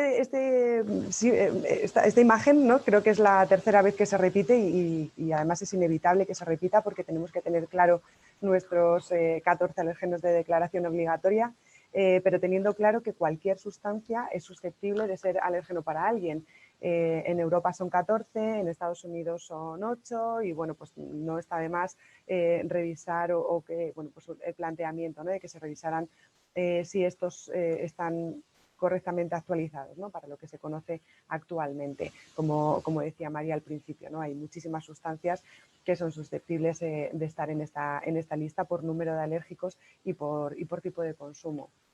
Bueno, a la hora de controlar los alérgenos en la industria, yo creo que Antonio nos ha dado una charla maravillosa, pero lo enfoco desde otro punto de vista, ¿no? Nosotros desde la industria lo enfocamos desde el inicio del proceso productivo. Controlamos las materias primas y los proveedores, qué es lo que va a entrar dentro de nuestra planta. Tenemos unos registros, unos controles de cuáles son las materias primas que tienen o pueden tener un posible alérgeno. Controlamos también las formulaciones y los ingredientes, intentando modificar para el consumidor final que no tengan esos alérgenos, bueno, pues que en principio, bueno, pues nos queda feo decirlo, ¿no? Pero es la realidad, nos restan un poco de mercado, ¿no? Si podemos cambiar una soja por un guisante que no es de declaración obligatoria, pues lo haremos para facilitar un poco, ampliar ese mercado, ¿no? Y también por ellos, vaya, por su bien, pero bueno, la realidad es la que es. Tendríamos que tener un control de las instalaciones, maquinarias, los útiles, todos los procesos que estamos manejando, la limpieza y la desinfección, que por supuesto es fundamental, ya lo comentaba Antonio, la formación tanto para los trabajadores como bueno, pues para nosotros mismos que estamos dándoles esa formación, una renovación constante y como último paso el correcto etiquetado y la información al consumidor. Y lo pongo como último paso porque realmente es el último paso, es lo que le llega al consumidor, ¿no? Ese etiquetado en el que estamos declarando los alérgenos de declaración obligatoria de esa forma tan especial, como contaba Enrico al principio, de bueno, pues destacarlo de cualquier manera, ¿no? En rojo, en grande, en negrita, con fluorescentes, como queramos, ¿no? ¿Cómo tendríamos que valorar los alérgenos en el etiquetado? Este árbol de decisiones yo creo que es muy revelador, en el que nos dice, ¿el producto tiene algún ingrediente alérgeno? Sí. Si lo tiene, es necesario indicarlo en la lista de ingredientes. Esto no es una pregunta, es una evidencia. Y si es necesario, destacarlo en un lugar visible. Ya está, si lo tiene, se pone. ¿No lo contiene? ¿Se puede producir la contaminación cruzada? Si no es posible que haya contaminación cruzada, no es necesario declararlo en la etiqueta. A esto es a lo que tenemos que tender en la industria, a que no sea necesario esa declaración de la etiqueta porque haya contaminación cruzada, porque es nuestra tarea bueno, pues confirmar esa limpieza, ¿no? sí que puede haber contaminación cruzada, se puede eliminar. Si se puede eliminar, evidentemente se elimina, y si no se puede eliminar, pues habrá que incluir ese mensaje de etiquetado precautorio de advertencia. ¿Qué es lo que nos ocurre cuando llegamos a la restauración? Pues que ellos solo tienen este punto final, la información. Ellos solo declaran que tienen pues, todos estos 14 posibles alérgenos de declaración obligatoria. Y lo declaran además de una forma curiosa, ¿no? Pongo un ejemplo de un menú, y en este menú lo que te indica es que cualquiera de los ingredientes, de los platos que veáis ahí, tiene tal o cual alérgeno. Pero están teniendo en cuenta exclusivamente los ingredientes que componen ese plato. Tenemos que ir un poco más allá, tenemos que hacer un control de alérgenos en hostelería, porque esto es lo que ocurre en un centro de restauración, en un bar, en un restaurante, que se nos pueden mezclar los platos, bueno, no voy a decir nada de lo del reloj, porque eso, bueno, ya estáis todos en alimentación, ya sabéis cómo es esto, ¿no? Pero vamos montando diferentes platos, van todos juntos unos con otros, y llegamos a lo que hemos hablado desde el inicio de esta sesión, a esta contaminación cruzada, ¿no? Nosotros dentro de la industria tenemos muy claro cuáles son los tipos de contaminantes físicos, químicos, biológicos y ahora también radiológicos y alérgenos, y tenemos clarísimo cómo puede ser esa contaminación cruzada, si es directa con el alimento contaminado o con el alimento sin contaminar, de alérgeno o de cualquier tipo de sustancia, de patógeno microbiológico, el que sea, y por el otro, pues los utensilios, esa contaminación cruzada de forma indirecta con esos utensilios o una incorrecta manipulación. Entonces, ¿qué tendríamos que hacer con la restauración? Deberíamos convertir la restauración en industria alimentaria, en la mejor parte, ¿no?, de la industria alimentaria.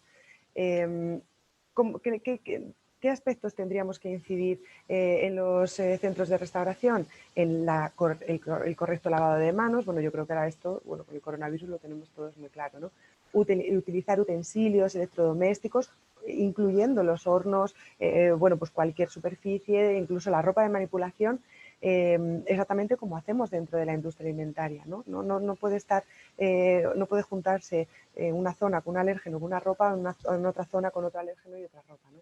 Trabajar con guantes de un solo uso en caso de que sea necesario. Yo soy muy anti guantes porque prefiero más el lavado de manos, pero siempre habrá que hacer un análisis de riesgo para valorar la necesidad de estos guantes. Limpiar y desinfectar los utensilios, los electrodomésticos, las superficies. Usar, esto es importantísimo porque no siempre ocurre, usar un aceite de fritura específico para preparados sin alérgenos, porque el aceite puede contener frutos secos, puede contener moluscos, puede contener harina de trigo, el pan rallado. Hemos frito un mejillón tigre con gluten y ahora estamos mezclando para hacer otra cosa sin gluten. Esto es fundamental, ¿no? Y no siempre los centros de restauración se percatan de ello. Y por supuesto etiquetar siempre los productos que guardemos en la nevera, bueno, para evitar esas contaminaciones cruzadas directas. ¿Cómo tendríamos que ir y qué necesidades hay en los centros de restauración que ahora mismo no se están viendo cubiertas? Deberíamos enseñarles a hacer un análisis de peligros que esté dimensionadas las características de la empresa, ¿no? con los datos y con los criterios que todos podemos tener. Enseñarles nuestro árbol de decisión y por qué hacemos un árbol de decisión y qué son nuestros puntos críticos, ¿no? Que tenemos que poner más enfoque en ellos. Elaborar y mantener actualizado un plan de control de materias primas y un control de proveedores, ¿no? Siempre hay en los centros de restauración un control de proveedores. En ocasiones sí y en ocasiones no, pero es que es fundamental que esté, bueno, pues sea posible analizarlo para todos los centros de restauración. Identificar, conocer, analizar todas las etapas del proceso a la hora de elaborar un producto. No es un plato, vaya, no es pongo esto aquí, pongo esto allá y aquí no pasa nada. Incluso si es necesario hacer una separación física para garantizar que se disminuya el riesgo, habría que recomendarlo.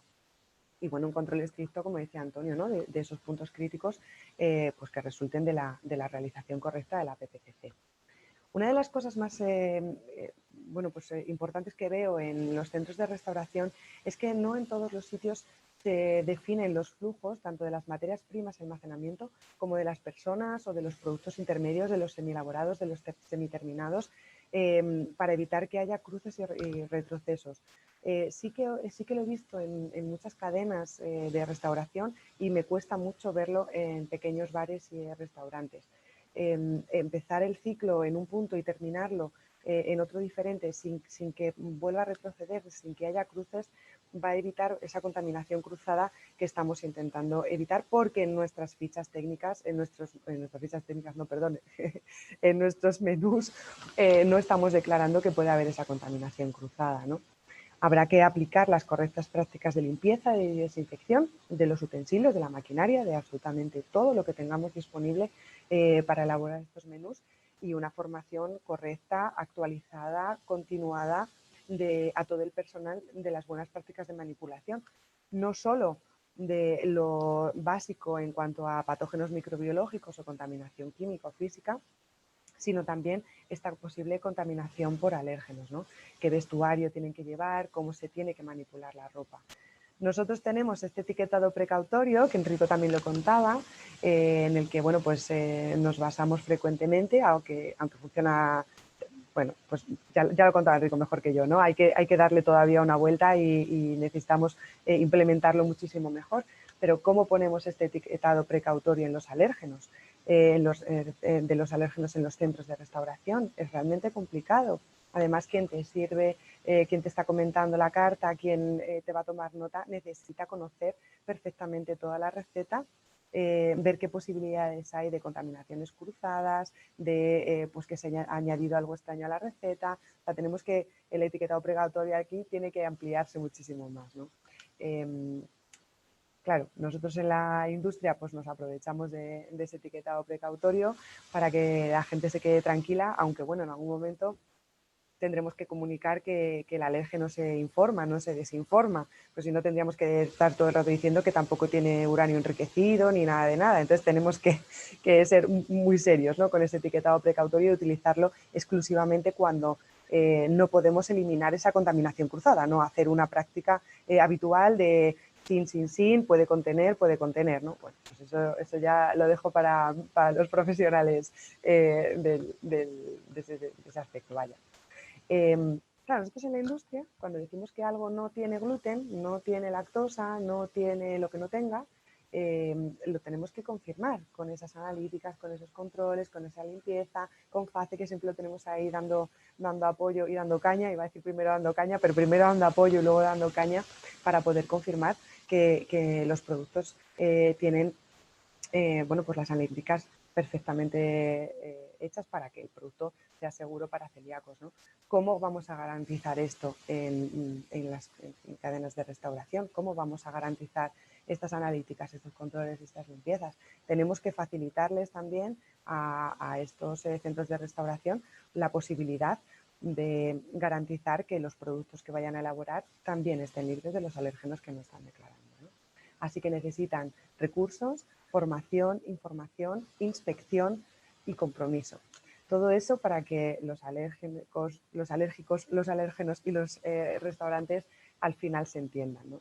Por el camino, lo que se han hecho es aplicaciones informáticas para el móvil en la que te dicen cuáles son los restaurantes que son, por ejemplo, como este caso, libre de gluten, pero libre de gluten del todo. Quiere decir, no entra nada de gluten dentro de ninguno de estos restaurantes. Estos son ejemplos nada más, pero bueno, pues si la tendencia es a no formar correctamente o a no darles posibilidades para evitar estas contaminaciones cruzadas, pues la tendencia tendrá que ser así, ¿no? Son una buena opción donde garantizamos que en ningún caso habrá esa contaminación cruzada.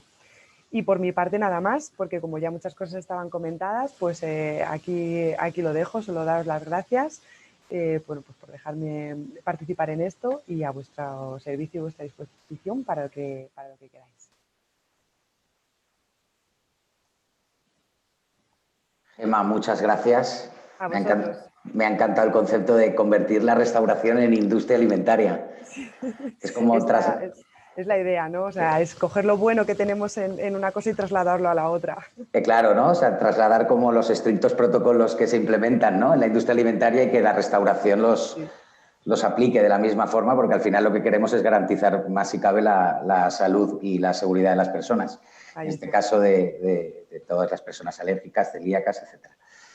Bueno, pues te doy las gracias de nuevo. Ahora pasamos a la ronda de preguntas relacionadas con el webinar. Tengo ya una pregunta enfocada para Enrico. La pregunta, Enrico, es: en caso de envasar en una misma máquina un alimento con un alérgeno y otro sin, y se tenga validada la limpieza con test de alérgenos en que no se encuentre el mismo, asegurando la ausencia con el límite que tenga el test, ¿es necesario igualmente aplicar el EPA en el que no tiene el alérgeno? Mira, te doy y intento contestar de la mejor manera mi visión, pero bueno, aquí creo que todos mis compañeros de mesa virtual son más que expertos y sería interesante ver también qué opinan ellos. Por supuesto, por supuesto. O sea, lo han enfocado a ti, pero todos Sí. los ponentes que participen, genial. Y yo, o sea, un poco repetir lo que quizá he intentado trasladar, es decir, de que etiquetado precautorio de alérgenos realmente hay que emplearlo solamente cuando ya has aplicado todas las medidas de gestión de riesgo y aún así es inevitable que se pueda producir esta contaminación cruzada. Por lo tanto, si en el caso específico hay un sistema de limpieza eficiente que asegura, y asegura significa que se puede aplicar lo que, por ejemplo, ha explicado Antonio, ¿no? Que para ver si realmente es eficaz ese tipo de limpieza y entonces en los productos ya realmente no hay alérgenos, entendería que no hay que aplicar el etiquetado precautorio de alérgenos. De esta manera, por un lado, lo hacemos de manera rigurosa y por otro, pues ofrecemos una posibilidad más a los consumidores. Pero bueno, esta es una visión, si quieres, un poco más teórica, viendo un poco lo que es, ¿no? los reglamentos y los documentos a la mano, pero como somos muchos y estamos en democracia, si mis compañeras y compañeros de mesa quieren aportar, yo encantado de aprender también. Muchas gracias, Enrico. Bueno, pues yo misma, porque es algo que hacemos de forma habitual. Yo estoy de acuerdo con Enrico. Si estamos garantizando con la limpieza, con todos los controles que estamos haciendo, si estamos garantizando que no hay ningún alérgeno, no habría que utilizar, en mi modo de ver, el etiquetado precautorio. Con una salvedad, que estemos declarándolo haciendo un claim en el envasado. Si estamos haciendo en el envasado un claim de 0 gluten, 0 lactosa, como vamos a analizar posteriormente, probablemente tenga liberación positiva y lo vemos necesario, pues como todo quedará analizado, pues ahí tendríamos que tener un control especial. Pero si se hace una correcta limpieza, desinfección, hay control de alérgenos, yo creo que tenemos que tender a no echar todo en el saco del etiquetado precautorio, ¿no? Porque también confundimos al consumidor con esos etiquetados precautorios. Luego vemos, es que esta lechuga no pone si tiene gluten o no tiene gluten, y claro, tampoco pone si tiene trazas, y es que claro, como no me ponéis trazas, entonces yo creo que para evitar confundir al consumidor lo que tenemos que tender es a maximizar los controles previos, ¿no? Intentar utilizar el etiquetado precautorio exclusivamente cuando no queda más remedio. Muchas gracias, Gemma. ¿Algún ponente quiere aportar algo más a esta pregunta? ¿Hay silencio? Entiendo que no. Pues yo mismo. Amparo, gracias. Estoy totalmente de acuerdo con lo que están planteando Enrico y Gemma. A ver, nosotros, por ejemplo, en nuestro caso sí que estamos optando, pese a que tenemos muchísimas medidas, protocolos de limpieza, desinfección, validaciones, estamos optando por el etiquetado precautorio, por declarar, porque claro, hasta qué punto garantizar que es imposible improbable, muy improbable, pero imposible. Entonces, a día de hoy estamos pese a todas las acciones, máquinas dedicadas y haciendo todo lo posible, que el riesgo es improbable, muy improbable, estamos optando por etiquetar. No obstante, yo creo que efectivamente, como decía, estoy de acuerdo con vosotros que deberíamos ir ya dando pasitos hacia adelante para con toda tranquilidad dejar de etiquetar, porque para eso están todas las medidas en preventivo y además se hacen limpiezas, validaciones y para eso se hace. ¿Vale? Muchas gracias, Amparo. Por nuestra parte, como consumidores de ese tipo de productos, lo que dice Gemma es una realidad que nosotros vivimos todos los días con los pacientes. O sea, al final, en muchos casos, cuando un mismo producto se lo encuentran con y sin la mención, la gente se vuelve loca, ¿no? Entonces nosotros lo que intentamos es que entiendan que hay determinados alimentos en los que nunca tienen que buscar el sin gluten porque no tienen que encontrarlo. Es decir, una bolsa de ensalada o una leche no tiene que llevar esa mención, pero que hay otros que sí son susceptibles de que puedan contener y que tienen que aprender también, ¿no? Desde las asociaciones de pacientes hacemos una labor de pedagogía con el consumidor muy grande para que toda esta parte tan técnica y tan compleja en muchos casos para ellos, porque al final la legislación, entenderla, tienes que conocer el terreno y contextualizarla, porque si no te la lees y te quedas igual que estabas, ¿no?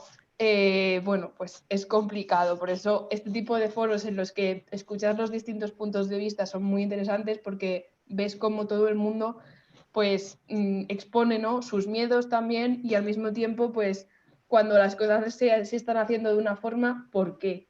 Que a veces también nos hace falta tener esa información para poder trasladársela a los pacientes.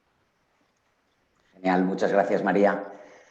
Cerramos con una pregunta. Teniendo en cuenta que todo método tiene un límite de detección, ¿se puede garantizar realmente ausencia?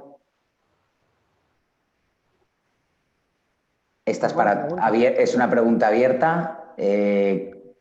¿Quién de vosotros se atreve a darme respuesta?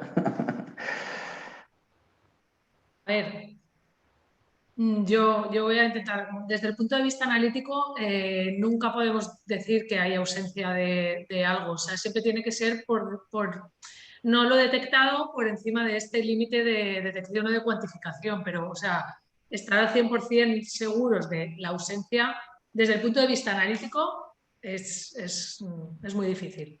No sé si alguien tiene algo más que aportar, pero yo desde mi punto de vista, desde lo que controlo y sé en el resto de análisis, ya no solo de alérgeno, sino en el análisis de plaguicidas, por ejemplo, de residuos veterinarios, siempre dices no lo he detectado por encima de tantas ppm o tantas concentración.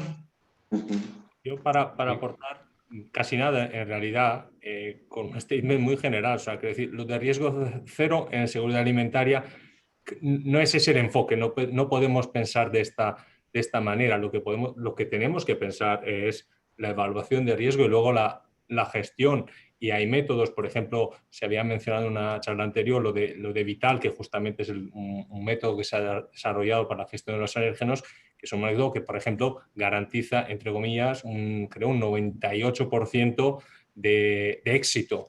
¿No es el 100%? Correcto, pero es que en esta vida creo que al 100% prácticamente casi no hay nada. Dicho eso, me callo y dejo que creo que Antonio, que puede aportar mucho más que yo, quería intervenir.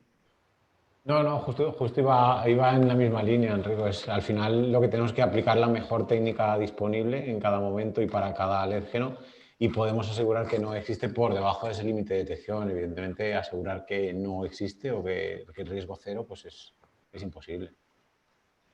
Pero bueno, que asegurar, o sea, que haya presencia no significa que haya sintomatología. Quiere decir que si te quieres comprar un bolso de 200 euros y tienes 2 céntimos en el banco, pues presencia de dinero tienes, pero no te va a hacer ningún efecto para comprarte el bolso.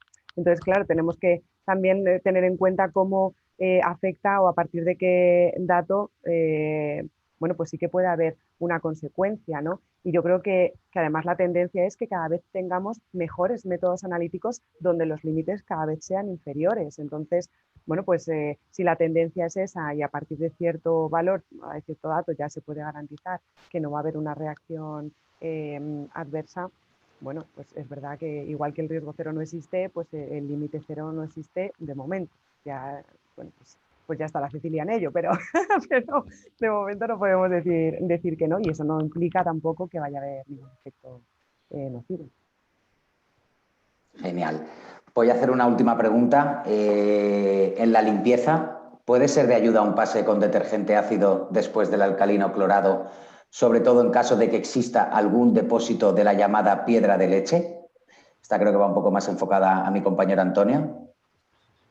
Vale, esta me la quedo yo. Hombre, el pase ácido siempre te va a ayudar en eliminar ese depósito de piedra de leche o deposiciones calcáreas. En cuanto a si ayuda para la eliminación de alérgenos o no, bueno, vas a tener un pase extra de un producto detergente que evidentemente va a ayudar en la limpieza. Pero aquí yo querría resaltar que lo que es que tener un protocolo en el que me asegure que la limpieza siempre se hace del mismo modo y en las mismas condiciones en las que he determinado que elimino los alérgenos, más allá de si utilizo un alcalino clorado o un detergente ácido que me pueda venir bien para mi instalación por otros motivos. Muchas gracias. ¿Alguien más quiere aportar algo sobre esta pregunta? Y ya cerramos la jornada. ¿Nadie más? Vale. Perfecto. Se queda alguna pregunta en el tintero, pero nos falta tiempo, se nos agota el tiempo, entonces responderemos de forma privada a esas preguntas y así saldrán de duda cualquier cosa, todas ellas. Pues nada, me despido. Ha sido un verdadero placer compartir esta sesión con todos vosotros. De nuevo, pediros disculpas a todos los inscritos que no hayáis podido acceder, ¿vale? Teníamos contratada asistencia ilimitada, pero el servicio no ha sido así y por parte de Clinity, por la parte que nos toca, os pedimos disculpas. A todos os mandaremos un mail con el enlace a la ponencia completa que en cuanto descarguemos el vídeo la subiremos a nuestro canal de YouTube. Y bueno, y esperamos que los que nos habéis seguido desde vuestras pantallas hayáis disfrutado y aprendido tanto como nosotros y sobre todo que ojalá podamos repetir pronto porque ha sido muy fructífero. Gracias a todos y un fuerte abrazo. Muchas gracias. Muchas gracias. Muchas gracias. Gracias. Chao. Gracias, adiós. Chao, gracias.